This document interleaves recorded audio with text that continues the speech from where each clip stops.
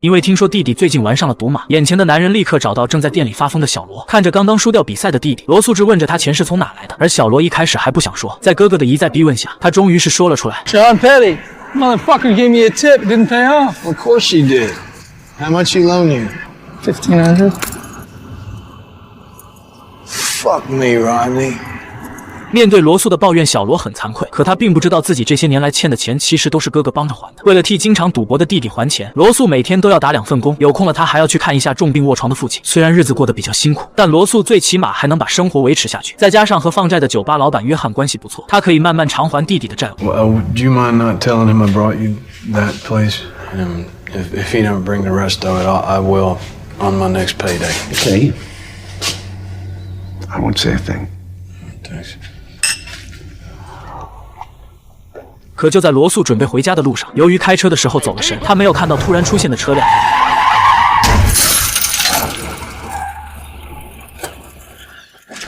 随着车祸发生，现场瞬间平静了下来。而等到罗素下车去查看情况的时候，对方车上的乘客和司机已经失去了呼吸。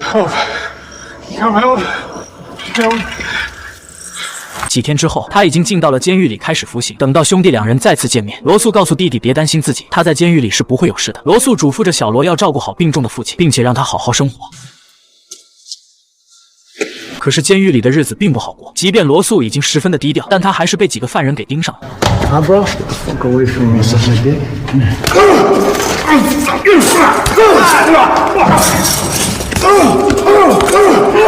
面对2人的殴打，罗素并没有认怂，因为他知道在监狱里求饶是没有用的。可就在这天，弟弟突然来到监狱，告诉了哥哥父亲去世的消息。在这一刻，兄弟2人成为了对方唯一的亲人。但好在时间过得很快，一眨眼，罗素已经完成了4年的刑期。看着在监狱门口等待自己的弟弟，他十分的高兴。罗素甚至无法描述此时的心情。而在开车离开监狱之后，他立刻来到墓地，看着没能见到最后一面的父亲。到了晚上，回到家里的兄弟2人正在唠着家常。2人聊着聊着，罗素便问起了弟弟最近在干什么。 Looking for a job?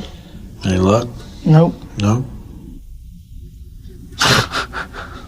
为了维持生计，刚退伍没多久的小罗只能在地下拳场打拳，而这份工作则是债主约翰给他安排的。看在罗素的面子上，约翰给了小罗一个工作的机会。他经常会在庄家的要求下打假拳，凭借着约翰在当地的名声，小罗已经还完了一部分欠款。可是由于曾经战场上的经历，他并不能很好的控制情绪。小罗经常在应该输的比赛上被对手激怒，失去控制的他会直接击败对手，这也就导致小罗还钱的速度很慢。 I'm not gonna pay you back your money by taking a dive for this nickel and dime bullshit. 而为了尽快把钱还上，小罗打算去到隔壁州去打拳赛，因为他听说那边的价钱比较高。可约翰却让小罗趁早打消这个主意。他劝着眼前的年轻人去到钢铁厂老老实实的工作，只要小罗和罗素一样本分工作，早晚有一天他可以还完钱。但是小罗不想过着那种循规蹈矩的生活，他一直想和酒吧老板约翰一样过得潇洒自在。等到小罗回家，罗素看着弟弟脸上的伤痕，他知道小罗又在做一些事情，但罗素和往常一样，并没有过多的干预他的生活。他会在第2天给弟弟披上毛毯后，自己去到钢厂工作。可是就在下班回家之后，罗素发现了小罗打拳时用到的绑带，想着不能再让弟弟这样下去了，他决定干涉一次小罗的生活。 The best you can do.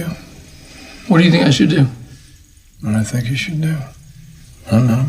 Sell asphalt for the highway department. Sell fucking shoes.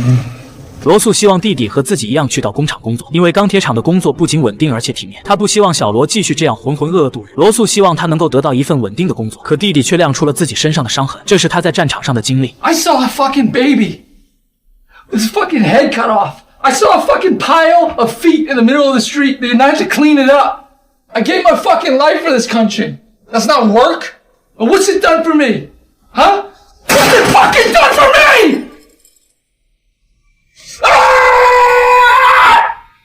在争吵中，哥俩暂时分开了。由于控制不住情绪，正在气头上的小罗找到了约翰，他表示自己必须要去隔壁州打拳。小罗需要赚钱证明给哥哥看，可是约翰知道隔壁州的那帮人并不好惹，他们和自己之间还有一些债务问题没处理明白。Calm the fuck down. Come the fuck on, man! Come on, please! I'm sorry. Trying to protect you. Well, I'm not leaving until you do. Call him up. Rodney. Just please call him up. John, please call him up. Rodney. Please call him up. I'm asking for one fight. Please call him up. Please call him up. Fuck Rodney.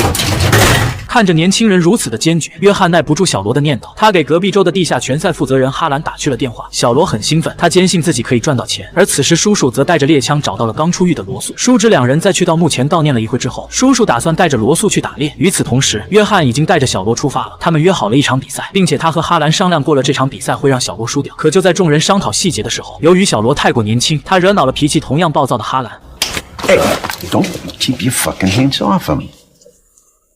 幸好约翰还在旁边，这才让冲突没有扩大。等到约翰再三向小罗强调了几遍不要耍脾气之后，他们去到了拳赛现场开始准备。在比赛开始之前，约翰又一次提醒小罗一定记得要在自己给他信号的时候输掉比赛。可是由于情绪再次失控，小罗差点就把对手直接打晕，这可让场下的约翰看着心惊肉跳，他只能赶紧来到场边大声叫着小罗的名字。在约翰的帮助下，小罗冷静了下来，他开始让对手攻击自己。随着几拳下去，小罗被打晕了，可这对手竟然还在进攻，看着他就要打死小罗，约翰赶紧上前阻止。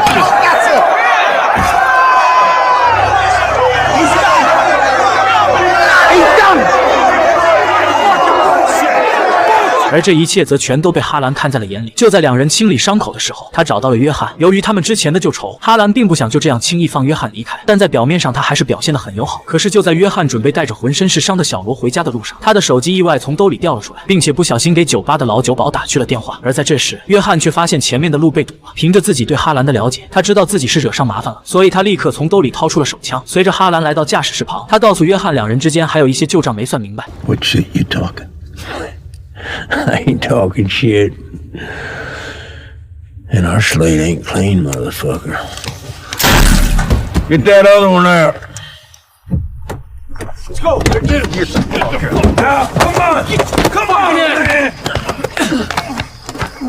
在处决了约翰之后，哈兰让手下把小罗带到路旁的树林里。另一边，已经和叔叔打猎完回家的罗素正在读着小罗留给自己的一封信。在信里，弟弟对哥哥表达了歉意，他向罗素解释了自己变成这样的原因，因为战场的经历，小罗很难改变，他只能用一次次荒唐的行为麻痹自己。所以小罗很抱歉，他抱歉自己当年做出了这样的决定，抱歉一次又一次伤害了哥哥和家人。小罗告诉哥哥，等到自己打完这最后一场拳赛回来，他就会去找一份稳定的工作。小罗发誓会让生活回到正轨。可就在罗素读完信之后，树林里的哈兰已经把枪对准了小罗的脑袋。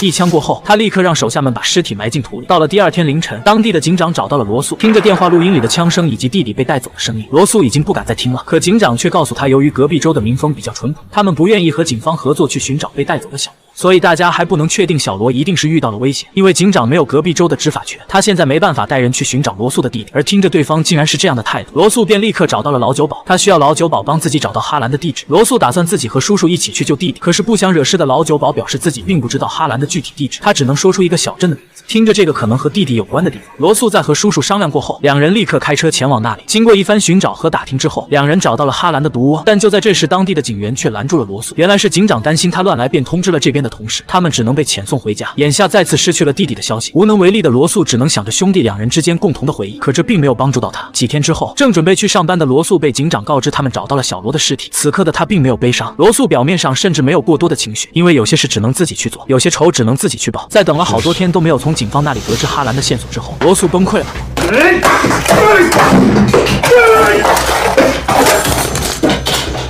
就在弟弟即将头七的这天，他冲到了酒吧，在老酒保的阻拦下，罗素找到了哈兰的住址和电话，他立刻把电话打了过去。Are on the road? Must know. I've taken over John Petty's accounts. Who's this? Listen to me. I'm willing to settle his debt, and we can keep this deal going. Who the fuck is this? Don't matter. You come to Braddock, money's yours. How the fuck she get my number? 罗素是想用钱来把哈兰引到小镇来。由于知道他这种人是贪得无厌的，罗素确定哈兰一定会来。就在凌晨，正在酒吧外等候的他看到了哈兰的身影，他立刻拿出弹匣装在猎枪上。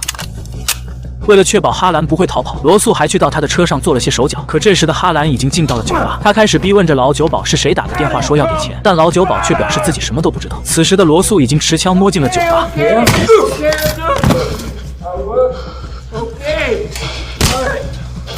在打晕了哈兰的手下之后，他让厨房的大姐赶紧报警，因为没想到哈兰会来的那么早。这个冲动的计划出现了意外。就在罗素走进办公室的时候，哈兰已经发现了他。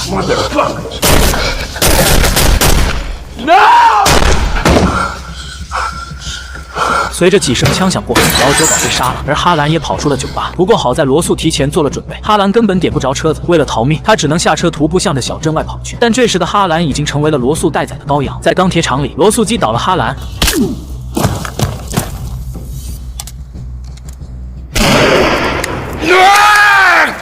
可他并没有立刻替弟弟报仇。Get up. Get up.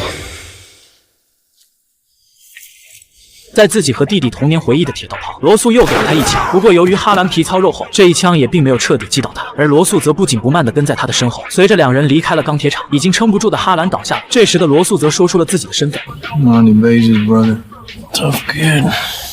可此时哈兰又一次站了起来，强大的求生欲让他还在向前走去，并且这时警长也赶了过来。他警告着手拿猎枪的罗素立刻放下武器，但他根本不在乎身后的警长。在呼喊声中，罗素慢慢地抬起猎枪，在这一刻，他已经做好了准备。